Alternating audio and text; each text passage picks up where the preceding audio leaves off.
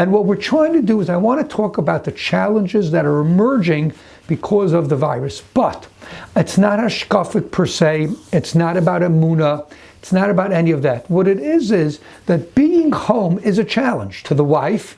It's the challenge of, what am I going to do with all those kids in the house and going on in my mind? To the husband, maybe parnasa issues, right? To the others, and maybe chinuch issues. There are challenges, okay? And some are just bored. So I want to talk about the daily challenges we're finding as we lead up to Pesach. And Amir Hashem, I'm going to do my best after this not to mention the word virus to talk about it, because I think we've all heard too much about it. As much as we want to hear about it, we've heard too much about it. So we're going to talk about how to survive and hopefully even do better than survive over the next period of time, which we really don't know because at the moment it's open-ended. So I want to begin with a story. When I was a very young kid, before I was a teenager, I think I was 7, 8, 9. Although when you go back so many years, you may be wrong. I may have been 12 actually, but I'm pretty sure I was 7, 8, 9. So I was brought up with my father, Shalom, had colitis. And in colitis, it wasn't treated as well in the olden days as it is today. And once a year, we would get the call. The call would be that my father lost blood, he collapsed, but he's okay, he's in Mount Sinai, that's where he went.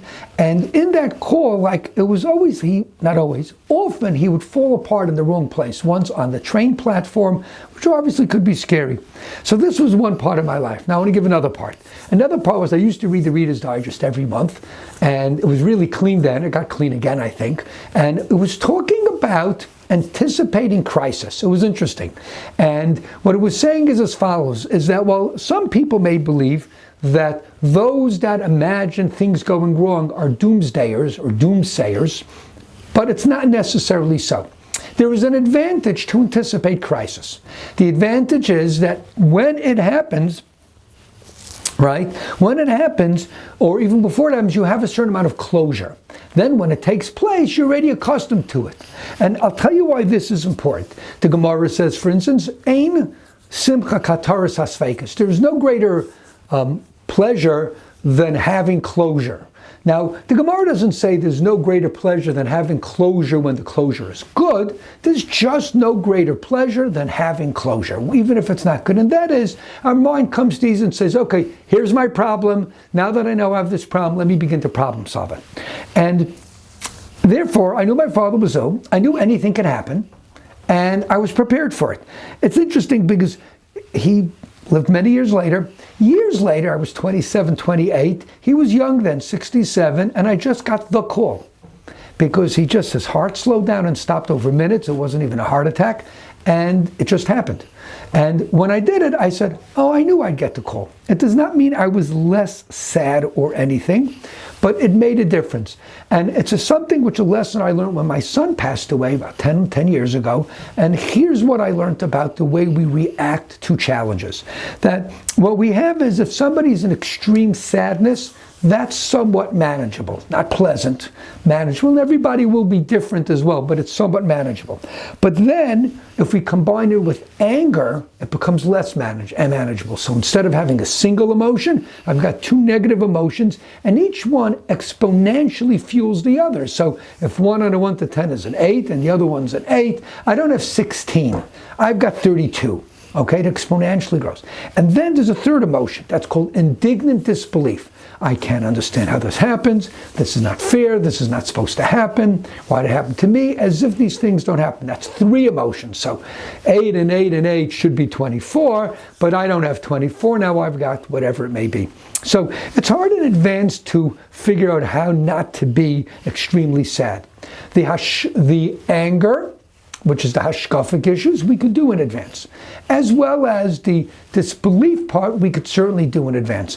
And that is that what I've learned, that there's no room for disbelief. Anything can happen at any time to any one person. It does not mean it will probably happen, and we should not get depressed and worried about the world. But we have to realize that it's reasonable to believe that anything can happen, and anybody can get a phone call at any time. If we understand that, right, so then we remove that indignant disbelief. That's the first step. And the reason this is important now, okay, in our present situation is I speak to a lot of people and I'm trying to tell them, especially if you live in New York, that we maybe need to figure out a 2-month plan for our children, Parnas and all this stuff. But they don't want, the Meretz Hashem, it'll be better. How do we know it's going to be long? And what they're doing is they believe by avoiding what may be a reality, just maybe, they don't want to confront what will happen. They think it'll make them happier. But not coincidentally, these mothers and some of these fathers are even more frustrated because there's no closure. And I try telling them that if you prepare for Pesach and you end up being able to go to your parents, you won't be disappointed. But we need to talk now as if that is the reality. Instead, they think every day, we could have and should have done better, this should be better than yesterday, and therefore there's always disappointment, and there's always disbelief, and there's always anger. So every day we're fueling a negative emotion, which is now butting up against another negative emotion, which is bumping into a third negative emotion. And what they're doing is they're falling prey to what I call the maybe theory. And I'll tell you where I came up with this maybe theory, and I think I've said this in previous Torah Anytime discussions, but now that it's practical, I'd like to repeat this if it's okay. I had 3 cases where 2 people were dating for a very long time, 10, 15, 20 dates. Finally, one of them, let's say the girl breaks up. So he really wanted to continue. He said, yeah, I was going to break up anyway, but between you and me, he really wanted to continue. And he's very disappointed. And he's dating 1 year, 2 years, 3 years, 4 years, 5 years. No girl is good enough. He never gets engaged. Finally, she gets engaged. The boy then gets engaged to the second girl after that. Why? And when I speak to him, and I've had this with a few people, they said, well, I was always thinking maybe we'd go back. There was the maybe factor. And since in the back of my mind, it was realistic that maybe we would go back, I never took any girl dating seriously. Once she got engaged, that there's closure, now I can move forward. The maybe factor is damaging. So the maybe factor of maybe it'll get better tomorrow so I don't really have to clean up. Maybe it'll get better tomorrow so I could do this. No, let's not think maybe. Let's assume there's a reality. If the reality is a shorter period of time than we thought, kol hakavod, it's all the better. But today, we need to approach our lives as if this reality is with us for quite a while. And embracing crisis mode on an intellectual, not an emotional level, has helped me in several ways. One is, I'm prepared. I'm not angry, I'm not indignant, I'm not shocked. I'm prepared. It's a different headspace. I just feel better. That's number one. Number 2 is, I'm not planning day by day anymore. I'm planning tomorrow. So instead of every day putting out fires, I am anticipating tomorrow's fires. We're going to explain that in a minute. And by doing that, there are less fires. Things are actually working better. The third is, I'm compromising, and people should compromise on children's behaviors. We are in crisis mode. The same level of discipline, we don't have to implement or demand from children. There's different standards. We are not compromising on children's behavior. We're compromising on what we're purchasing. Financially, we don't know what it'll be. And we're accepting stress more graciously because we're accepting life is complex for right now. In other words, just like an accountant before he goes into tax season, April 5th, let's say, 10 days before, if he's emotionally healthy, he says, I'm supposed to be tired, I'm supposed to be hungry, I'm supposed to be behind schedule, right? And I'm supposed to be stressed out. Just accepting that is he walks into it a little better. So therefore, I'm in a better headspace now, okay? Because I'm preparing myself. So therefore I'm more pleasant, I'm more agreeable, and therefore I become a team player instead of just thinking about why is this one doing this and why is this one doing that. I could joke about things and I could be more rational about tomorrow. So that's the thought for today. I want to leave with some homework because we always have to leave with homework on this. Now, to be honest, homework really is better not at the heat of the moment, but we don't have a choice, so we're going to have to grab the opportunity. And the reason we have homework is because to keep in mind that knowledge isn't our biggest challenge, or the lack of knowledge isn't our biggest challenge. Our biggest challenge is implementing the knowledge that we have. And my biggest disappointments when I speak to people are the people that I talk to that just can't embrace certain things, so they know they should. but then they'll come back, but you don't know how hard it is. And we're not arguing how hard it is. I just try telling them that a problem which on a 1 to 10 is a 3, if you stress about the problem, it becomes not a 4, or if it becomes a 7. The stress increases the problem more than the actual problem. Meaning a 3 doesn't even become a 6, it becomes a 7.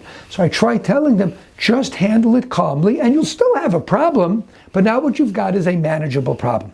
And therefore, what we have is not insurmountable, but we've got a challenge to learn at the heat of the moment how to embrace challenges. We could call it crisis, we could call it anarchy, and how to do this. So if you have a hard time with this, you could always call me. My number, 914-490-8129. And interesting, I'm spending my day on the phone as I usually do. Less lunch dates, of course. Our residences, the houses are still full. Most of the boys are not going home because their parents have something, whatever, so it's really we're full. And the questions I'm fielding are different. It's mothers who have never prepared for Pesach before, people who have never been Pesach alone, and a lot of these stress-related questions. So you could always call me if you have to. Now, I'm not asking when I say homework for anyone to change, but over the weekend, or this is going to be recorded for Sunday, possibly, I'm not sure, over the next day or so, I just want you to notice when you're just angry, simply because you feel like you're in free fall and you're not accepting. I want you to notice when you're shutting down from long-term problem solving because I just don't want to deal with it. And then I want you to realize when you're running around the house as if it's a regular school day and your demands, your personal level of household cleanliness, what you want of the children, the 3-course supper meals, or whatever you normally try to do right, that you're finding that you're insisting on doing it right. I'd like you to notice it, because if you notice it, then the next step is we're going to talk about how to accept and how to compromise and how to have it running on an overall level instead of the specific details. By noticing, you'll see how off-kilter we're thinking. And when we think off-kilter, our mind runs and races in the wrong direction, and the 3s become the 7s. Okay? Once we realize it, and then we could realize if and how damaging it is, then we could talk about stopping to do it.